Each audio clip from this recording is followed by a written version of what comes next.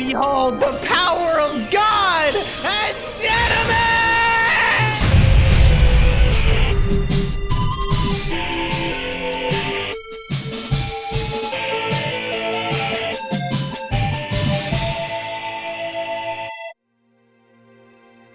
It's all ending soon. We've been through every other game you can play today. Kingdom Hearts has been, for me, nothing less than a journey. I was once brash and cynical, still am, but for a moment, a glimmer in time, be it known that KBash experienced peace. It's hard saying goodbye, but don't you get so used to it? A once 3DS title, a blink and a flourish. This final set of games is bound by the singular thread of maybe celebration is the word? After a contained story and a series of setups, the final trio is the breaking point. Kingdom Hearts fans live and die by this arc and what it means to the story. Whatever you thought was coming, Nomura said, this is where we're going. But let's not be too dour. Fun games deserve fun videos. KBash, it is me. No. You're nobody, Xbox. Hey! Piss off! The gamer of darkness that resides within, wielding the darkness to reap the terrible video game. Shut up! The year is 2007, or 8 depending on your region. Probably 8, and one of the DS's finest just dropped with extremely important contributions by what's that name? Say that name? Nomura himself, well. Flash forward to 2012, universally this time, and Nomura's heading up another Kingdom Hearts game with the first addition to the crossover roster, the Twooey Gang. Fashion's pretty relevant to The World Ends With You, shame they didn't fix Sora's new fit.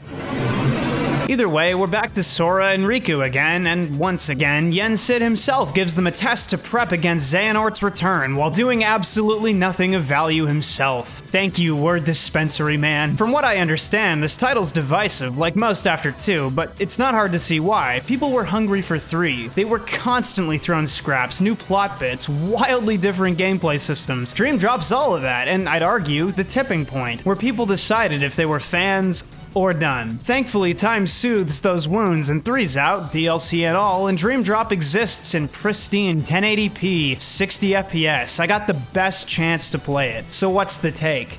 I had fun, man. I loved playing through these games after the initial break-in process because every new entry is going for something completely different, but they're almost always a joy. With Dream Drop, it's the spin on what Birth by Sleep started and the wild new mechanics that tap into Kingdom Hearts' core strength, that being the exclusivity of the Kingdom Hearts experience. Of course, it's not all new. You're still playing a young person traveling to Disney World, beating up bad guys, slurping XP, powering up as much as possible, but the context has shifted. Now you'll swap to Riku so he can be cooler than Sora. Bold choice overshadowing the main pro tag, but here we are. You'll be killing Dream Eaters. It's like the third enemy type now. And you'll talk to old men that are really racist. It does look like a bad guy. Whoa! Racist! And the command bar's back, much to the chagrin of the RPG non-enthusiasts, and you'll unlock new skills by collecting and leveling up Pokemon.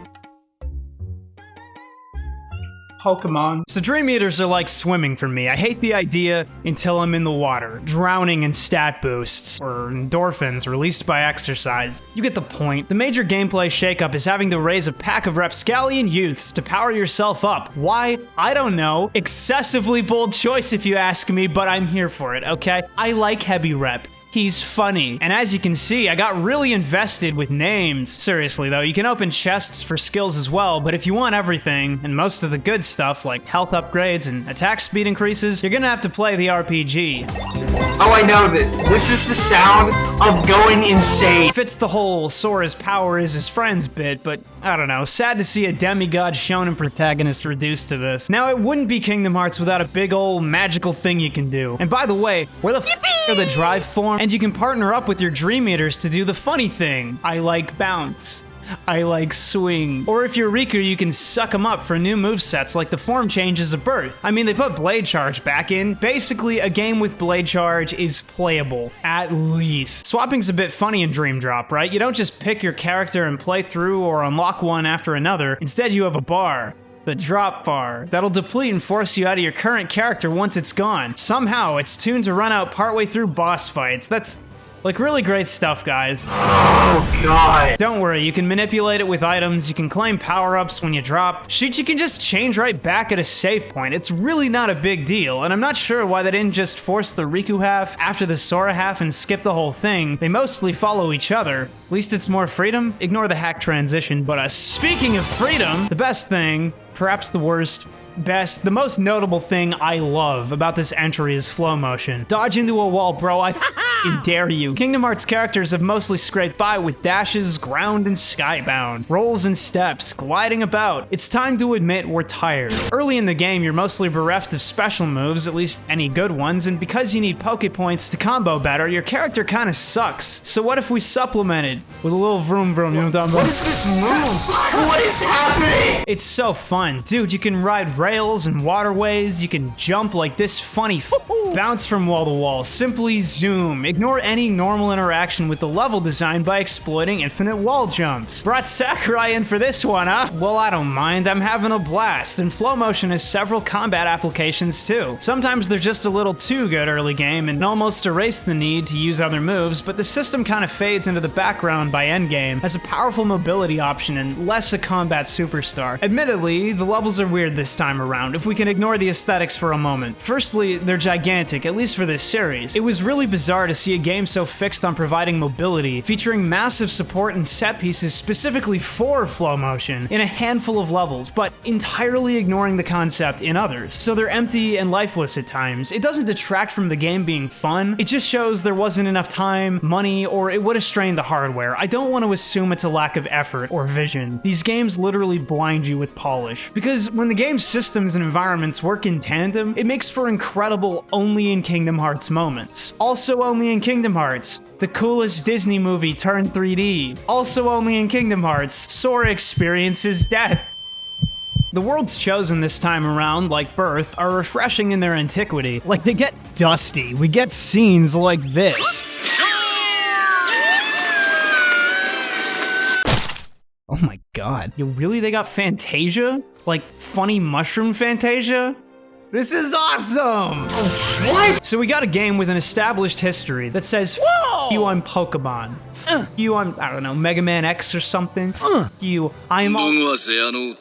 Shelve that. Dream Drop isn't considered the finest in the series. Some find it boring the way I found the DS entries, mostly boring, but what it does represent in its mechanics, in its world design and selections, in its story that I've left unmentioned, is playfulness, freedom. Kingdom Hearts can be anything and get away with it. Not a lot of things fit that description. People say that kind of thing about poetry, because at this point, I wouldn't be shocked if they made a KH spin-off where you write letters to your friends for power-ups. It's so willing to have fun with itself. In the truest sense, Kingdom Hearts is video games. I don't want to give the story a total free pass. Regardless of that, there have been a fair few complaints made about Sora's apparent mental regression. The guy's an idiot. And he wasn't that bad before. He called Riku stupid, remember? He made fun of adults because he knew he could kick their ass, but in Dream Drop, he's a total rube. And it's fine. I don't really expect much from this character, but it does great over time. Xehanort and his many close associates appear as well to do nothing but sneer at Sora, who knows most of them, should be shocked to see them, maybe even take a swing, but nothing happens. And this stuff wouldn't be annoying to sit through if I weren't already invested as I am. Actually, side note, I didn't know your Dream Eater friends could die at all until the end game, where a certain "why aren't you dead" man killed my dinosaur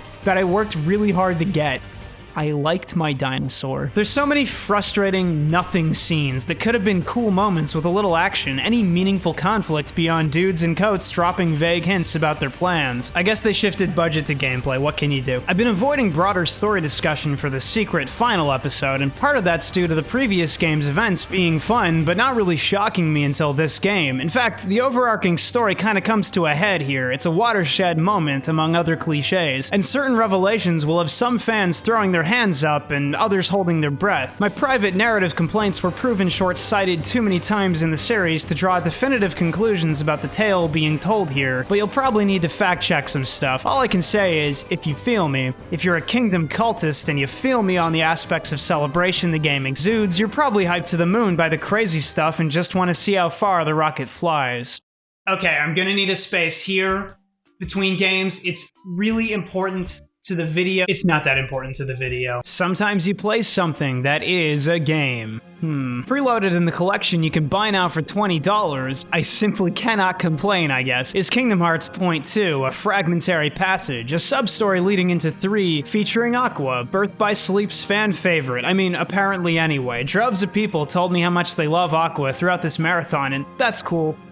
Bunch of bull. I don't see no Syax, Luxord, Zigbar side story, dumb fuck. Aqua's in trouble, trapped in the dark world where her worst nightmares come to pass. Ventus as a Disney princess. Herself, because she's her own worst enemy. And mirrors. It's a 3-hour ride and there isn't much to pick apart, but let's give it what we got. This is the first taste fans got of what 3 could be, and the reception was mixed, probably for good reason. I mean, it's a concerning game coming from 2. Your attacks send you so high in the air. You can start new combos that keep you airborne before even beginning your descent, and they're long. It's the epitome of that phrase, floaty combat. Sorry for daring to suggest the word laggy is more accurate. I do not understand the full history of that term's use. There's little reason to descend, and even in previous games where this was an issue for people, I always felt like grounded options were still good. I didn't want to be airborne all the time. Here, aerial combat effectively replaces grounded combat by design. Everything's trying to keep you up. There's no doubt it had old fans mildly panicking. Not that I think aerial combat's the death of Kingdom Hearts, necessarily, but it was a signal that the series was moving on, changing. You know, something it was doing for years, but I think it was assumed that those games were diversions. But I'll hold this line of thought for 3. The game's biggest asset is flow. You fight Darkseid now. I don't have time for you. No. Being 3 hours, it's a fairly smooth coaster ride through beautiful visuals at sometimes 30 FPS.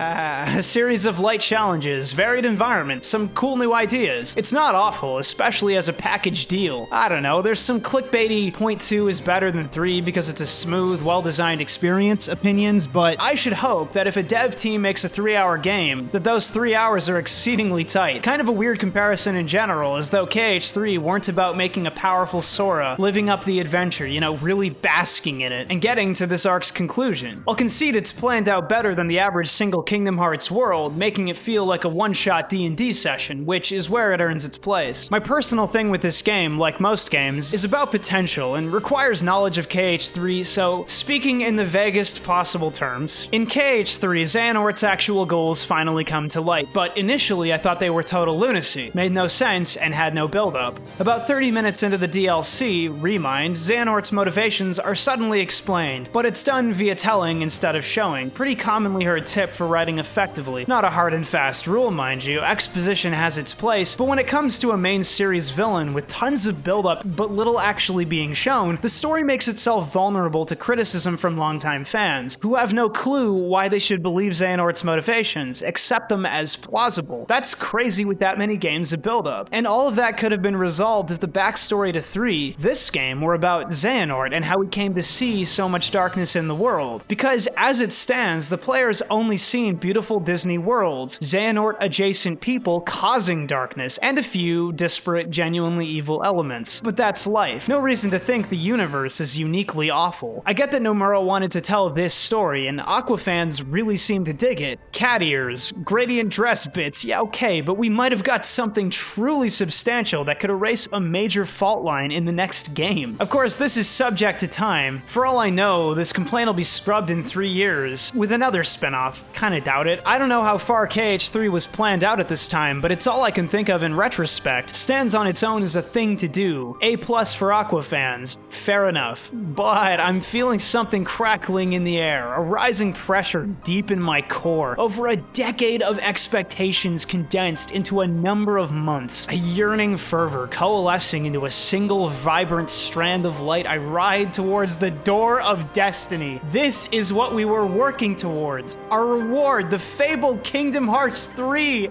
I can't control it! I didn't want to be a Kingdom shill, okay?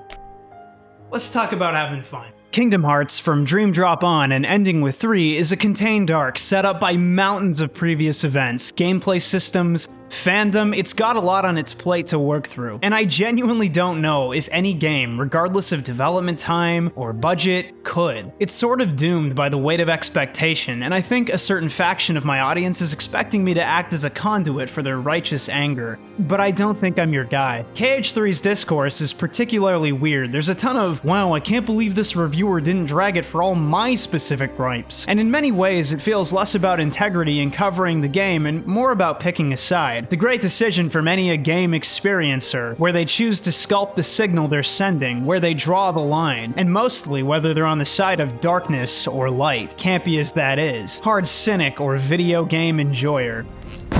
My guess is no one's ever loved you before.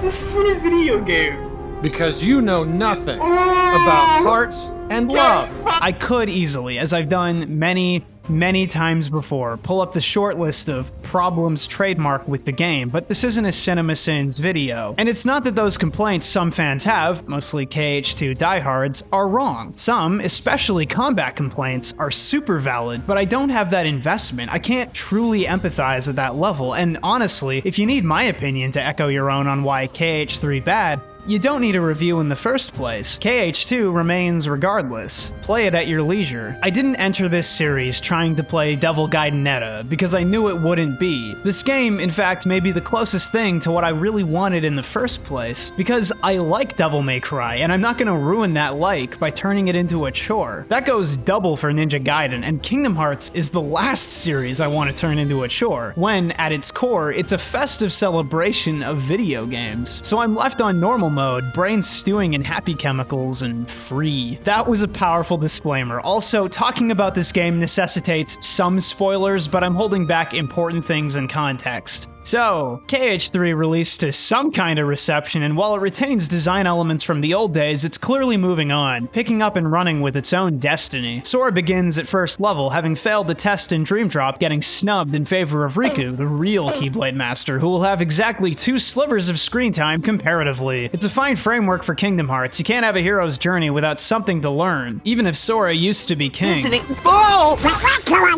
Naturally, the Gummy Ship returns in a big way, and there's so much to say about it, I don't know where to start.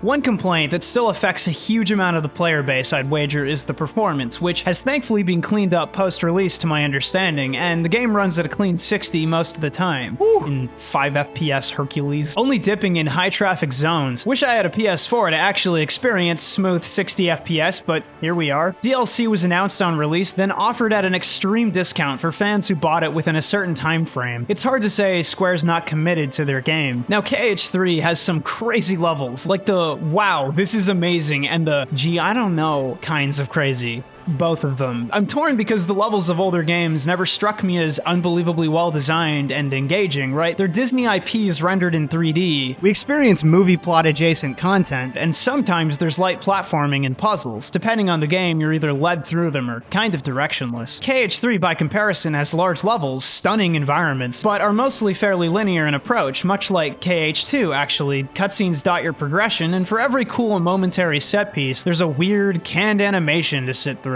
Yeah, hey, Rapunzel, fun trick, but I can basically fly. Let's cut this please. I'm under the impression that a faction of the player base wanted gigantic open levels, and I just don't think it's tenable. I'm taken aback by some of the negative reception I read. This is an action game. It doesn't need these insane, sprawling environments. It needs consistent performance and cropped experiences, which it absolutely delivers on most of the time. I don't even get the bothered by level selection thing. Like, I'm not playing Kingdom Hearts to see the Disney worlds. I'm sorry, they're dressing. I'm playing it to level up Sora so we can break the inhabitants' bones. Maybe I'm the weird one, I don't know. Even when the game slows to a crawl with the weird underwater sections, a lengthy scavenger hunt, incredibly poorly handled Disney cutscenes, and bizarre Kingdom Hearts character placement, specifically in the Caribbean, it's still gonna give you a frantic aerial shooter mini-boss, a pirate ship race, a showdown on the deck, the Kraken scene. Someone warned me that if I didn't like Assassin's Creed 4 and its pirate ship stuff, I wouldn't like this either, but the boat turns in the water like a plastic toy, the ships go down in a second, Sora grinds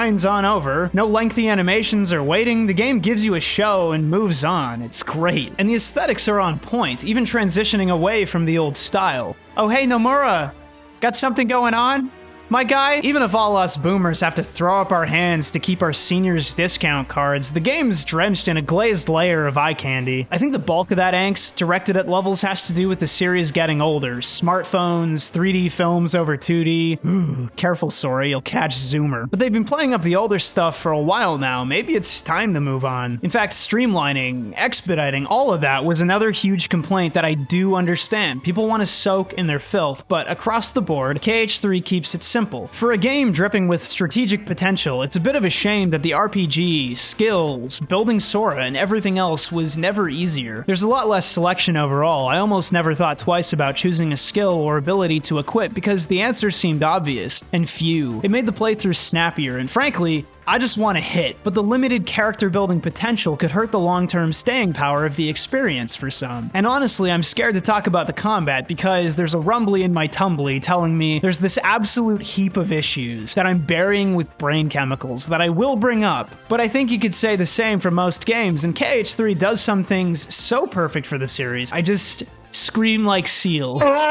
First off, here's the combat options. You got normal attacks and combos. You got magic handled similarly to 2, but with way less Omega Good spells. You got links replacing the summons of yore. Items, mobility options like flow motion and glide returning, dodging, blocking, counterattacking. Every fundamental piece from the collected games is here, though notably without the command tab of the games that leaned RPG. So combat has options, but it's an absolute hurricane. Hordes of enemies spawn while the player zeroes in on each one, bashing away with extremely lengthy aerial combos, enough to put KH2's longest to shame, and destroying anyone else that gets caught up in the storm. Even more than 2, and exactly like Point 2, Sora's Keyblade magnetizes itself to enemies from great distances. High and low, it turns into a bit of a mash fest on normal mode. The game forces flight and long-form combos in many fights, but it detracts from the inevitable boredom with a million pop-up abilities with friends, Keyblade form changes, and this is where the flaws become apparent even through the spectacle. I remember the moment I got my first new Keyblade, the Hercules Shield one, and the second I turned into a flying chariot kid, watching the camera jiggle harder than Dead or Alive, I had a choice to make. Either this action game is awful, totally misunderstands what action game combat is, or okay, I'm watching the show and having fun.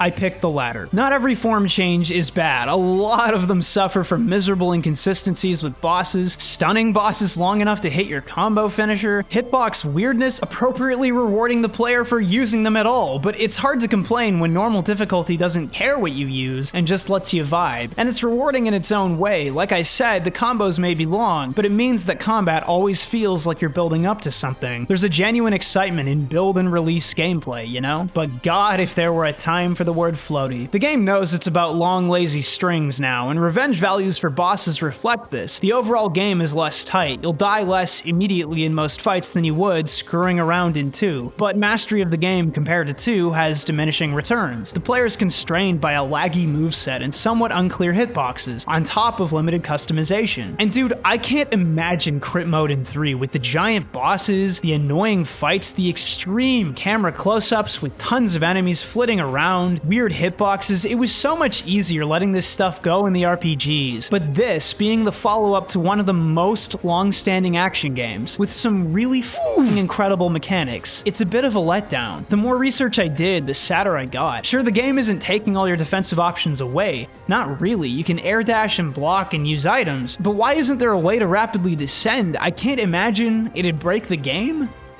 So for once, I'm glad I'm not an expert, and I'm not torturing myself.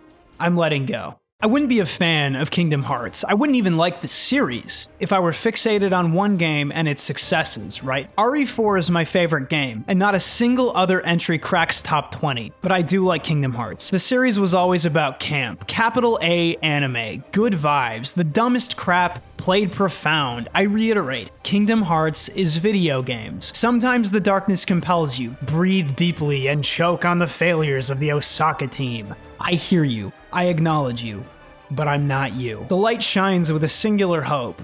There's more to Kingdom Hearts than raw mechanics. The attraction system. KH3 received a fat slab of criticism over Sora, Donald, and Goofy using theme park rides in combat. It's a contextual thing. Occasionally the opportunity presents itself and you take it or let it slide. It can be ignored, quickened, canceled early, and they're some of the funniest attacks in the series. Some of the most visually interesting moves in the games. I can't get enough of this splash run move, man. Look at this! They're loud, they're annoying, they interrupt the flow of the game, but they're everything Kingdom Hearts is trying to be. Sidebar, take a look at Dante. He's aloof, entertaining, loose, but also the strongest thing on screen at any time. They went ahead and built taunts into Devil May Cry alongside a style meter and crazy weapons. Dante's personality is realized in his moveset. Ryu Hayabusa, cold, disciplined, deadly. He uses precise strikes and masterful nimpo to decimate his enemies. Ryu's personality, what little there is realized in his moveset. Sora has summons, I guess, because he relies on his friends, except not physically most of the time. The attraction system is the first time, at least to my knowledge, that Sora's always positive, gratingly youthful, garish, can-do attitude was translated into the mechanics of the game. That's the key. I want to watch the kid have his fun. I get hyped watching Sora get hyped. I feel like this character is unbelievably hard to relate to for a lot of people who have a physical reaction to positivity. And I'm not too far removed from that era of my life either. But this game is infectious. This game wants me to feel what this kid's feeling. Yes, I know a rock keyblade combo will get the job done quicker, but there's a merry-go-round. There's cups.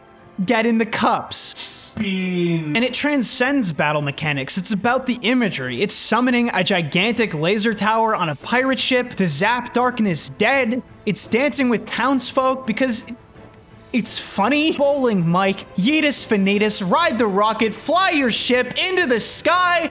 What the fuck? It's an expression of love for video games and everything they can be. KH3 is so many descriptors. It's so much. But above anything small or glaring or infuriating to disappointed fans, KH3 is mirthful, exuberant, celebratory, a litany of positive words and emotions. KH3 makes me want to review games positively forever. KH3 makes me wish all games were as interested in fun as it. KH3 provided a stream of serotonin during the playthrough, and I'd argue made me a better person for the period I spent in it. Very few games in recent memory can break character to just be playful. Very few games can do what KH3 does. So a brief word on the final act. Actual spoiler warning. Surprisingly, and no matter how convoluted the means by which the ending coalesces, every disparate element of the broader plot comes together in a final run that's somehow exactly what I was hoping for, improving on the final act of 1 by doing the same thing, but better. Clearly hoping to capture the magic of 2's ending. It's the kind of ending the game needed. I mean, I read about it especially in relation to the attraction system. Seems like there's two reactions. Destroying the organization with theme park rides? What a joke. Guy like me? You kill them with theme park rides? It's so great. The sour line of black coats faces down the remnants of light. Summon a million fiends. Okay. We have a roller coaster. This is so sick. Are you serious? Yen Sid actually gets up and does something? A whole action? That's the payoff, baby. That's aces. It had me so bad, having played these back to back, that when Donald did the Zeta Flare, killing himself, I did not laugh. I thought, damn, Donald, damn. So basically, Kingdom Hearts is brainworms? If you played the whole thing and you didn't tear up once, I'm worried about you. The reunions, man. They're together again, man.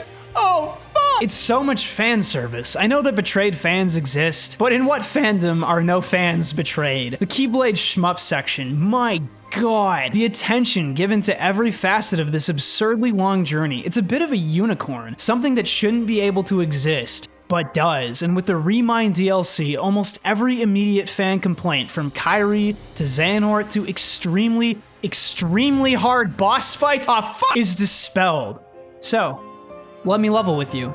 Kingdom Hearts will never happen again. It's a unique blend of aesthetic elements and quality systems that can thrive in any guise, and that is something truly rare. Kingdom Hearts remains scattered to the winds, available in some form on most things, yet is isolated by design, the kind of experience that asks not of the player to play, but to immerse. It's an island whose waters are well swum. There is no amount of waxing poetic that'll sway the shackled hearts of the weak and the cynical, but the key's on the table, and the door is always waiting. Hey, it's KBash. Special thanks goes out to my $4 patrons, whose names are on the screen. The show's on its way somewhere good thanks to the community's generosity.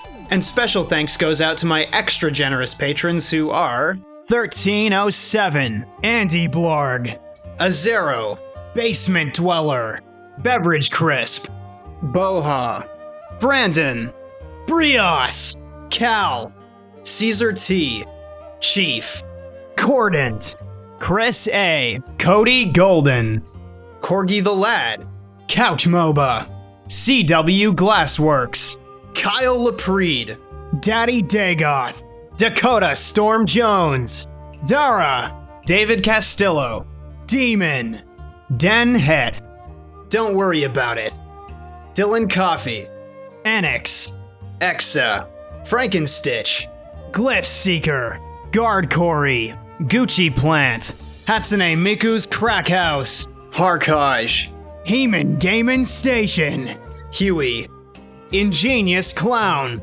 Ice Kyle, Jason Lasky, Jaden, J-Daz, John Weber, Joke Frog, Justin Sherry, Keegan Too Cool, Keith Myers, Kelvin, Creighton, Crazy Dark Chocolate, Latrix, Laundry Mom, Lego Sid, Liam, Lon, Lucas Phoenix, Magical Madman, Marcules, Marmato, Maximilian Wolfgang Niver, Milky Moo Official, Mitchellanius, Mr. Dodongo, Miles Burris, Nito Torpedo, Ol Burgle, Only LK, Pink Peacock, Quasar McDougal, Quillworth, Quinn, Reggie Rodriguez, Ricochet Frame, Sagitrash, Siren Smells Good, Salty Smasher,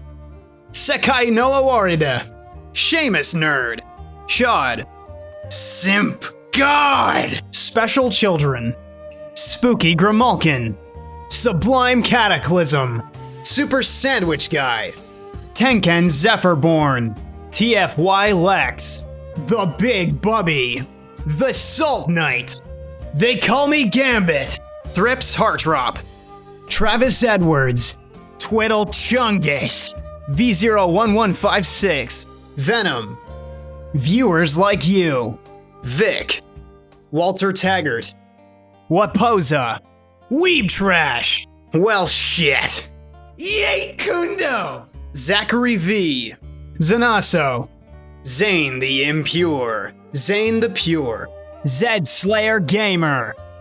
If you'd like to help support the show and make it even better, check out my Patreon. We've got all kinds of goals and lots of rewards in store. Stay tuned for more. KBash out.